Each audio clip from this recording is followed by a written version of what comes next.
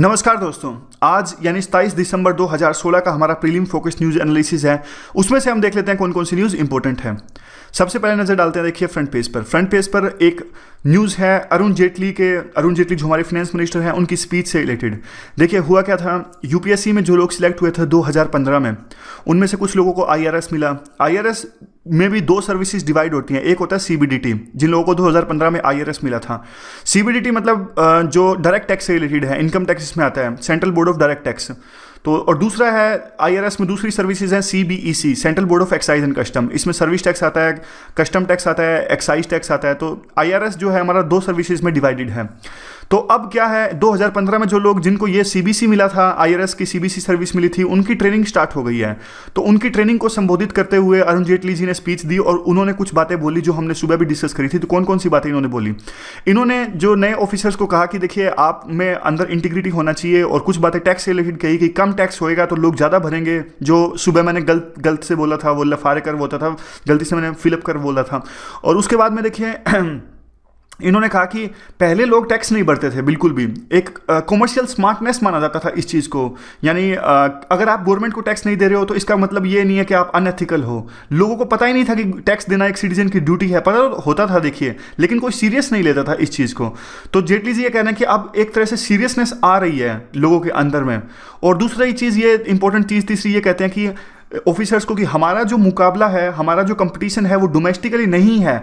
आज का टाइम है वो ग्लोबल टाइम है। ग्लोबल टाइम है तो हमारा कंपटीशन दूसरी कंट्रीज के साथ में है और हमें एक तरह से बेटर टैक्स एडमिनिस्ट्रेशन प्रोवाइड करना है। इस तरह की बातें कही जेटली जी ने। आगे देखते हैं कौन सी न्यूज़ इंपॉर्टेंट है। यहाँ पे देख लीजिए, यहाँ पे एक दस्तकारी इस तरह का कुछ है, कोलैबोरेशन हुआ है दो कंट्रीज़ के बीच में। कौन कौन से हैं? इंडिया और ईरान। तो इस तरह के क्वेश्चन कई बार वो पूछ लेते हैं कि कौन कौन सी कंट्रीज़ के बीच में ये 32वां दस्तकारी ये कोलैबोरेशन हुआ था। और इसमें एक और चीज़ है इंपॉर्टेंट सी, वो आप बताइएगा। बोल सिंगर्स और चाउ डांस इस तरह का कुछ है। तो ये कहाँ से होता है बताइए? चाउ डांस कहाँ किया जाता है और बोल सिंगर्स होते हैं वो कहाँ से होते हैं? वेस्ट बंगाल से होते हैं, उड़ीसा से, कहाँ से होते हैं ये? तो इस तरह के क्वेश्चन वो पूछते हैं यूपीएससी वाले। जो चीज़ सुर्खियों में होती है वो पूछ लेते हैं कि बिल्कुल देखिए यूपीएससी जो भी पूछती है कुछ ना कुछ लॉजिक तो उसका होता है, ऐसे उठा के कुछ भी नहीं पूछेगी। ऐसे तो जो आर्ट एंड कल्चर है बहुत ज़्यादा है। आमतौर पे 100 में से अगर 70-80 क्वेश्चन पूछती है यूपीएससी तो कुछ ना कुछ उसका बेस होता है, वो करंट न्यूज़ में होते हैं। और आमतौर पर वो क्या यूपीएससी, देखिए ये कहने के लिए, वैसे यूपीएससी किस तरह के बच्चे प्रमोट करती है। एक रिपोर्ट आई थी जो यूपीएससी की, उसमें कहा था कि काफ़ी लोग क्या करते हैं, अपना जो यूथनेस है वो ख़राब कर रहे हैं, यानी 6-6, 7-7 साल तैयारी करते हैं और इससे एक जो ह्यूमन पावर है, इंडिया की जो ह्यूमन रिसोर्स की पावर है, काफ़ी ख़राब हो रही है। इसलिए यूपीएससी जानबूझ के करंट अफेयर पे और जो है इन पर फोकस करती है। इस बार आप मेंस देख लीजिए, हालांकि देखिए पैटर्न कभी भी चेंज कर देते हैं ये, हमें तो दोनों रूप से तैयार होना है। हमें तो करंट अफेयर भी तैयार करने हैं और बेसिक भी तैयार करना है, क्योंकि बस बाद के बाद यानी फ्यूचर में हम छोड़ ही नहीं सकते। जो कुछ करना है इसी अटेम्प्ट में करना है, इस तरह की आप सोच के चलिए, कुछ भी छोड़ के नहीं जा सकते। करंट अफेयर पे भी फोकस करें तो देखिए, एक लास्ट बात बोल रहा हूँ, टाइम तो वेस्ट हो रहा है। करंट अफेयर पे लोग पूछते हैं क्या करना चाहिए क्या नहीं करना चाहिए, तो मैं सिंपल सा फंडा बताता हूँ करंट अफेयर का आपको। हम क्या करने वाले हैं करंट अफेयर का? देखिए हम क्या करने वाले हैं, हम अपने से तो कर ही रहे हैं। द हिंदू का हम कर रहे हैं, पीआरएस और पीआईबी हम कर रहे हैं। उसके अलावा हम क्या करने वाले हैं, हम एक्सट्रीम करने वाले हैं।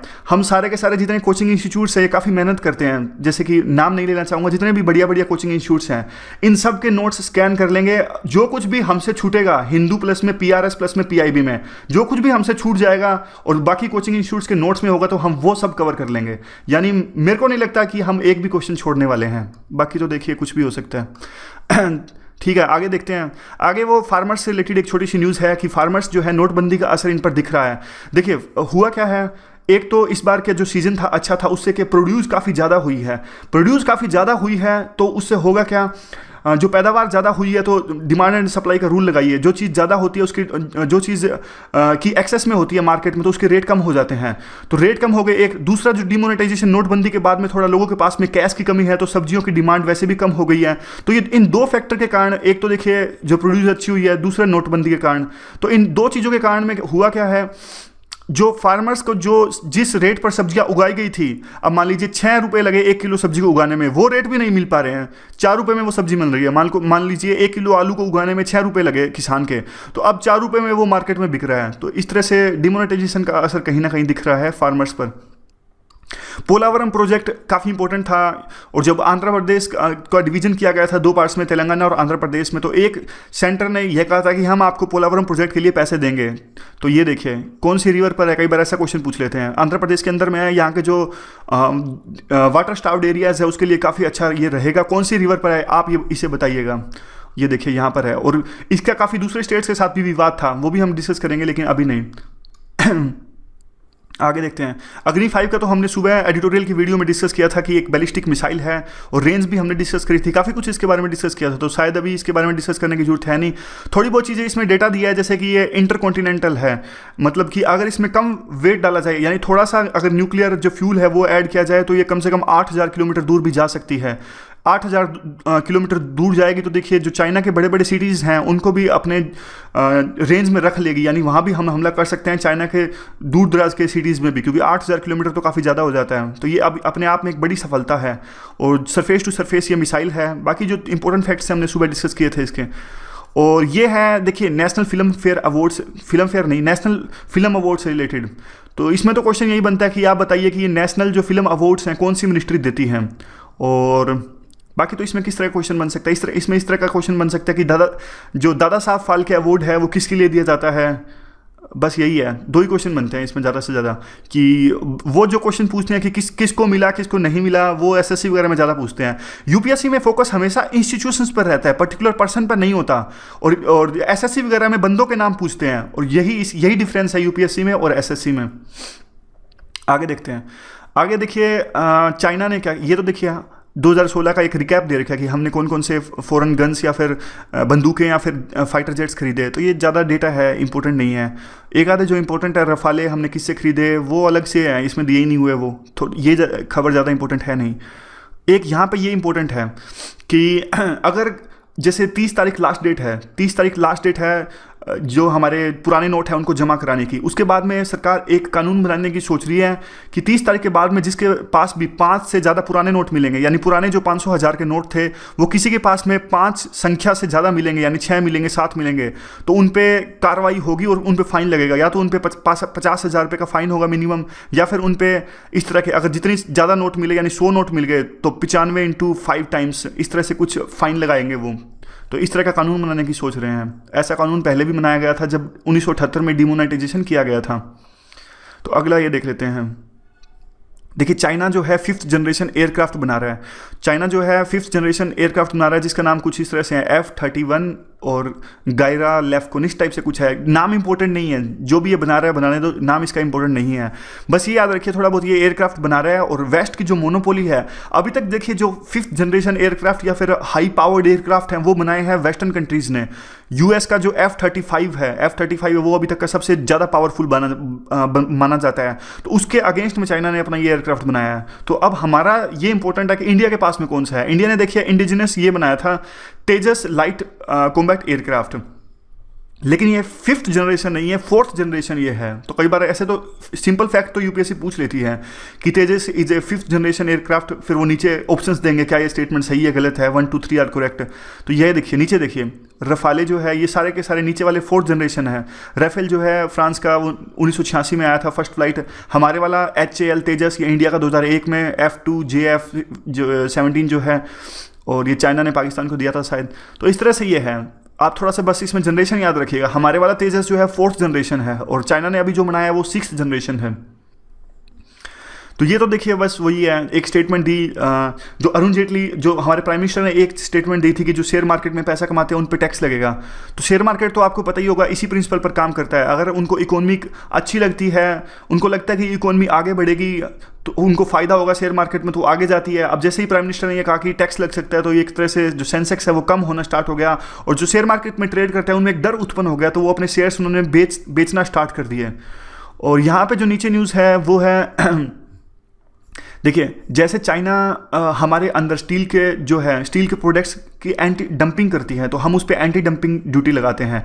यानी चाइना मान लीजिए अपने सस्ते खिलौने भेजता है हमारे इंडिया के अंदर में, और उसी के खिलाफ हम लगाते हैं एंटी डंपिंग ड्यूटी। अच्छा, मैं आपको इसके बारे में थोड़ा सा बताता हूँ एंटी डंपिंग ड्यूटी होता क्या है।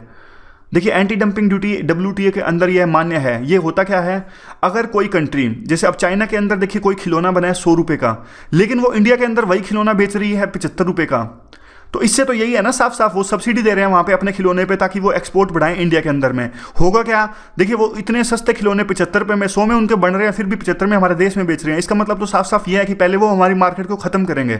जितने भी जो खिलौने बनाने वाले हैं हमारे देश के अंदर में, उनको पहले वो खत्म कर देंगे, फिर अपने खिलौने का जो रेट है 75 से बढ़ा के 200 कर सकते हैं, मोनोपोली जब उनकी हो जाएगी। तो इसी को हमारी डोमेस्टिक मार्केट को बचाने के लिए, ताकि हमारे देश में जो लोग खिलौने बनाते हैं उनकी भी तो एम्प्लॉयमेंट है, उनकी भी तो लाइवलीहुड की बात है ना, इसलिए हम क्या करते हैं, एंटी डंपिंग ड्यूटी लगा देते हैं कि आप अपना जो माल है यहाँ पे इंडिया में डंप मत कीजिए, यानी जितने का प्रोड्यूस हो रहा है उससे भी सस्ता मत बेचिए। तो इसलिए हम इन पे ड्यूटी लगा देते हैं। अगर वो 75 का बेच रहे हैं हमारे इंडिया के अंदर में, तो हम एंटी डंपिंग ड्यूटी लगा के ऐसा कुछ कर देंगे कि वो 125 से 130 का होएगा और हमें टैक्स भी मिलेगा। तो बात ये एग्जाम्पल इसलिए बताया क्योंकि यही आरोप इंडिया पर भी लगा है, यानी यूरोपियन यूनियन ने इंडिया पर आरोप लगाया कि आप जो अपने आयरन प्रोडक्ट्स हैं वो हमारे अंदर में डंप कर रहे हो। और साउथ कोरिया ने भी यही कहा कि जैसे यूक्रेन, वियतनाम, इंडिया जैसे कंट्री हैं, वो जो आयरन प्रोडक्ट्स हैं जैसे कि फेरो, सिलिको, मैग्नीशियस, इस तरह के प्रोडक्ट्स हैं वो हमारे अंदर डंप कर रहे हैं। तो इस तरह की उन्होंने जांच की बात कही है। उसी हिसाब से टेलीकॉम जो कंपनीज के बीच में वार की बात है, इसमें जियो, रिलायंस जियो आया, रिलायंस जियो ने सारी की सारी मार्केट को हिला के रख दिया। बस ये टेलीकॉम इंडस्ट्री का इसमें इवैल्यूएशन किया गया है। इस साल कई सारे इशू सुर्खियों में रहे, जैसे कि फेसबुक बेसिक्स को रिजेक्ट कर दिया हमारी गवर्नमेंट ने। और दूसरा इसमें इशू आया था कि रिलायंस जियो की जब एंट्री हुई तो बाकी जो सर्विस प्रोवाइडर्स थे जैसे आइडिया, वोडाफोन और एयरटेल, इन्होंने जो थे वो पॉइंट प्रोवाइड करने से इनकार कर दिया। जैसे मतलब आनाकानी की, जैसे कोई रिलायंस वाला कॉल करता है किसी दूसरे सर्विस प्रोवाइडर के पास में, तो उनको इंटरकनेक्टिंग पॉइंट नहीं मिलता, तो कॉल नहीं मिलती थी दूसरे सर्विस प्रोवाइडर के तहत में। तो इसीलिए ट्राई ने कार्रवाई करी और 3050 करोड़ का टैक्स लगाया।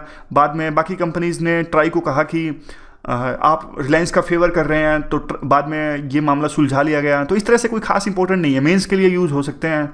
बाकी तो देखिए आने वाले दिनों में क्या होगा। अब सारे के सारे जो सर्विस प्रोवाइडर्स हैं, एयरटेल, वोडाफोन, रिलायंस जियो, सब के सब अब ये क्या कर रहे हैं, कॉल तो बिल्कुल फ्री ही कर रहे हैं, ऑलमोस्ट फ्री के जैसे जो कॉल रेट्स दे रहे हैं। लेकिन जो आने वाले टाइम में चलेगा वो चलेगा वार सिर्फ डेटा का, यानी इंटरनेट के लिए पैसे देने पड़ेंगे। इस तरह की बात ये लिख रहे हैं इस आर्टिकल में। तो मेंस के लिए कुछ ना कुछ काम आ सकता है। अब देखिए अफ्रीका हमारा हो गया, नहीं हुआ तो दोबारा से रिवाइज करेंगे, एक दो चीज़ हमारी जो रह गई होगी वो कर लेंगे। तो आज से हम साउथ अफ्रीका का थोड़ा पॉलिटिकल मैप डिस्कस कर लेते हैं, कल से थोड़ा फिजिकल देखेंगे। ये देखिए साउथ अफ्रीका में ये कंट्रीज़ हैं, यहाँ पे देखिए ऊपर कोलंबिया है, इक्वाडोर है। इक्वाडोर आपको पता होगा, इक्वाडोर की एम्बेसी में जो जूलियन एसांजे है वो हैं, जिन विकीलीक्स का जो आरोप था वो इनकी एम्बेसी में है, यूके के अंदर में। यहाँ पे पेरू है, बोलिविया है, नीचे चिली है, चिली में यहाँ पे अटाकामा डेजर्ट है, और अर्जेंटीना और ब्राज़ील जो है, ये सारे के सारे देश फुटबॉल में काफ़ी अच्छा खेलते हैं। प्रागवे, उरुग्वे, और यहाँ पे देखिए वेनेजुला आपको पता होगा, इस देश ने भी डिमोनेटाइजेशन लगाया था और काफ़ी दंगे होने के बाद में इन्होंने स्टेप वापस ले लिया था। यहाँ पे गुइना है, सूरीनेम है, फ्रेंच गुइना है। तो इस तरह से ये सारे के सारे कंट्रीज़ हैं। तो थोड़ा थोड़ा और भी आने वाली वीडियोस में डिस्कस करेंगे, बस आप ये देख लेना कौन कौन से पॉलिटिकल कंट्रीज़ हैं। दोबारा से बताता हूँ एक बारी, इक्वाडोर है, पेरू है, यहाँ पे बोलिविया है, चिली है, अर्जेंटीना है, उरुग्वे, पराग्वे, दोनों भाई हैं ये, और ब्राज़ील है, और गुइना, सूरीनेम, फ्रेंच गुइना। तो अब क्वेश्चन ये आता है इसमें कि जो इक्वेटर लाइन है वो कहाँ से जाती है। देखिए इक्वेटर लाइन तो यहाँ से जाती है, जो हमारा इक्वाडोर, कोलंबिया और ब्राज़ील, ये देखिए ऐसे जाएगी हमारी जो है वो लाइन इक्वेटर वाली। इक्वाडोर, कोलंबिया और ब्राज़ील 3 देश से जाएगी। और क्वेश्चन अगर ये आए कि जो दूसरे वाली लाइन है कैप्रिकॉन वाली, वो कहाँ से जाती है, तो वो यहाँ से जाती है। देखिए चिली, और फिर जाती है बोलिविया, फिर प्रागवे और ब्राज़ील, ऐसे जाती है। 4 देशों से शायद ये जाती है। बाकी आप अगर दोबारा से कुछ गलती हो तो प्लीज़ बता देना। और उसके बाद में देखिए जो कैंसर की लाइन है, लाइन ऑफ कैंसर, वो यहाँ से साउथ अमेरिका से पास नहीं होती। तो 2 ही लाइनें हैं, तो यही इसी पे क्वेश्चन बनेगा। इक्वाडोर, कोलंबिया और इस पे जाती है। तो कई बार वो पता कैसे पूछते हैं क्वेश्चन, कई बार ऐसे पूछते हैं कि name the country through which the line of Capricorn passes, मतलब ऐसे देश का नाम बताइए जिसको लाइन ऑफ कैप्रिकॉन आधे आधे पार्ट में डिवाइड करती है। फिर कुछ घास का मैदान दे देंगे जिसमें कैंपोस ग्रासलैंड्स है, या फिर कुछ इस तरह के फैक्ट्स दे देंगे। तो हमें पता होना चाहिए कि कहाँ कहाँ से ये लाइन जाती हैं। अफ्रीका के तो आपको याद हो ही गए होंगे, नहीं हुए तो भी कोई बात नहीं, दोबारा से रिवाइज कर लेंगे। G7 मेंबर्स, G7 की ऑर्गेनाइजेशन को हम थोड़ा सा डिस्कस कर लेते हैं। 7 मेंबर्स इसके हैं, पहले G8 हुआ करती थी। रशिया को सस्पेंड कर दिया गया, क्यों? क्योंकि देखिए यूक्रेन में जो क्राइसिस हुए थे, क्रीमिया को कहते हैं कि क्रीमिया पर जो रेफरेंडम के बाद में रशिया में शामिल कर लिया गया, तो उसके बाद में ये रशिया को निकाल दिया गया G8 से, और काफ़ी सैंक्शंस भी उन पर लगाए गए। तो अभी कौन कौन से कंट्रीज जिसमें है, कनाडा है, US है, और उसके बाद में यूके है, फ्रांस है, जर्मनी है, इटली है और जापान है। तो ये सारे कंट्रीज़ हैं इसमें G7 में। अच्छे अच्छे अमीर अमीर देश ये हैं और डेवलप्ड कंट्री हैं, कनाडा भी, France, Germany, Italy, Japan, UK और यूरोपियन यूनियन में भी इसमें आता है पार्टिसिपेट करने मीटिंग्स में। और देखिए IMF कहता है कि इनकी एडवांस्ड इकोनॉमी है और पूरी वर्ल्ड का 64% तो धन इन्हीं के पास में है। और इनका जो है जो नेशनल वेल्थ और HDI इंडेक्स यानी जो ह्यूमन डेवलपमेंट इंडेक्स होता है उनमें इन्हीं कंट्रीज़ के इंडिकेटर्स काफ़ी हाई हैं और ये पूरे वर्ल्ड की GDP का 46% है। बस इस तरह की थोड़ी बातें हैं। सिंपल क्वेश्चन आएगा, कोई खास इतना मुश्किल क्वेश्चन आएगा नहीं। देखिए प्री में काफ़ी आसान क्वेश्चन आएगा और मेंस में अगर क्वेश्चन आएगा तो मेंस में इस तरह का आ सकता है कि G20 या फिर G7 जैसे जो मल्टीलेटरल ऑर्गेनाइजेशन पे होलिस्टिक क्वेश्चन आएगा। ऐसे क्वेश्चन पर्टिकुलर नहीं आएगा मेंस में कभी भी कि tell us something about the G7, नहीं, ऐसे कभी नहीं आता।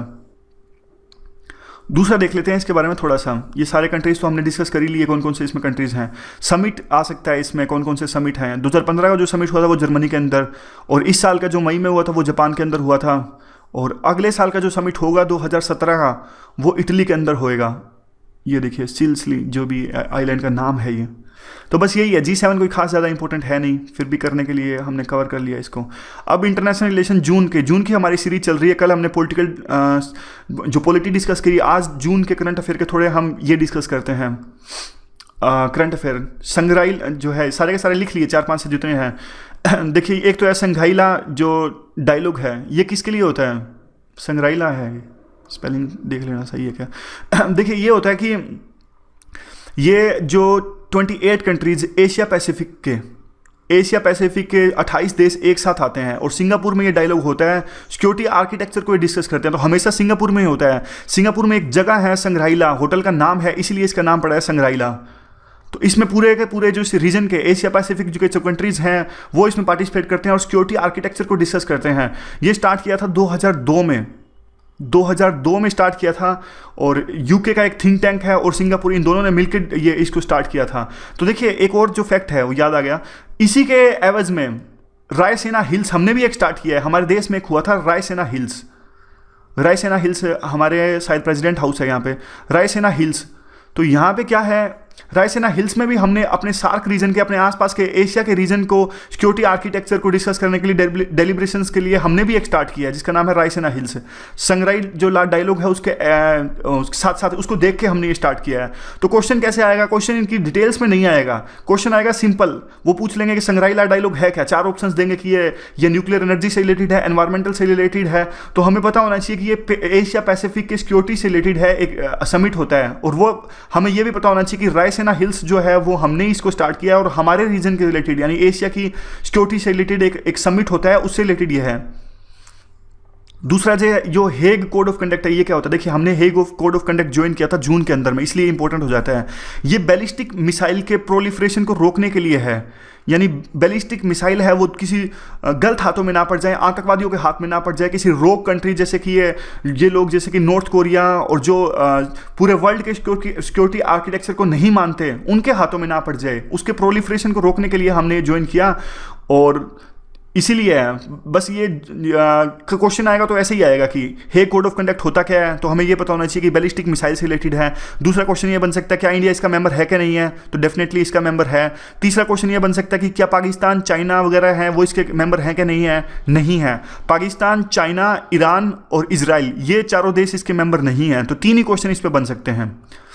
और तीसरा ये है MTCR, हमने MTCR भी ज्वाइन किया, ये भी इसी से रिलेटेड है। जो बैलिस्टिक मिसाइल जो है, जो ये मिसाइल वगैरह है उसकी एक्सपोर्ट और इंपोर्ट से रिलेटेड है। हम इसके 45वें कंट्री बने और चाइना 45वें मेंबर हम इसके बने, चाइना अभी भी इसका मेंबर नहीं है।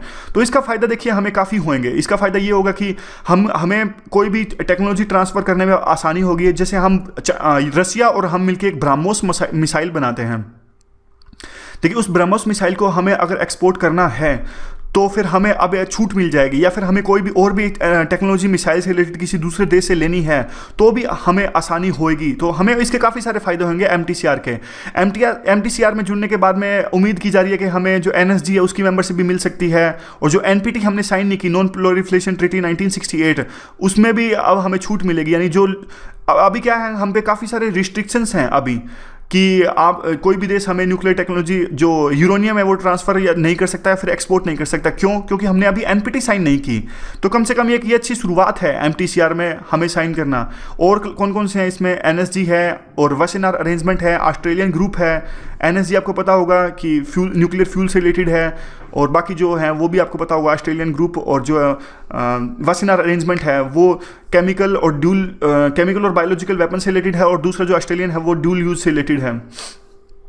एससीओ का समिट हुआ है उज्बेकिस्तान में, जून 2016 में हुआ था। तो एससीओ तो हम कल डिस्कस कर ही लेंगे, सारा का सारा पूरा डिस्कस कर लेंगे। उज्बेकिस्तान में ये समिट हुआ था और इंडिया अब इसका मेंबर है। अब एससीओ के 8 मेंबर्स हैं और इंडिया और पाकिस्तान को मेंबरशिप मिल चुकी है। पहले ऑब्जर्वर थे लेकिन अब ये मेंबर बन चुके हैं इंडिया और पाकिस्तान। तो 8 मेंबर हैं अभी एससीओ के। मालाबार एक्सरसाइज कौन कौन से देशों के बीच में होती है? तो ये याद रखिए, इंपॉर्टेंट एक्सरसाइज है ये मालाबार एक्सरसाइज। मालाबार एक्सरसाइज देखिए 3 देशों के बीच में होती है, एक इंडिया, एक यूएस और एक जापान। और ये देखिए ये एक्सरसाइज हुई थी जापान में, हुई थी ये पिछले साल जून में। तो बस क्वेश्चन आएगा तो इस तरह का आएगा, मालाबार एक्सरसाइज में कौन कौन से देश शामिल हैं। वो ऑप्शन में ऑस्ट्रेलिया भी दे सकते हैं, तो कंफ्यूज हो जाएंगे हम। तो बस आज के डिस्कशन में बस इतना ही, धीरे धीरे हो जाएगा। देखिए अब थोड़ी हम स्पीड बढ़ाएंगे। सो आज के डिस्कशन में बस इतना ही। Thank you very much for discussion.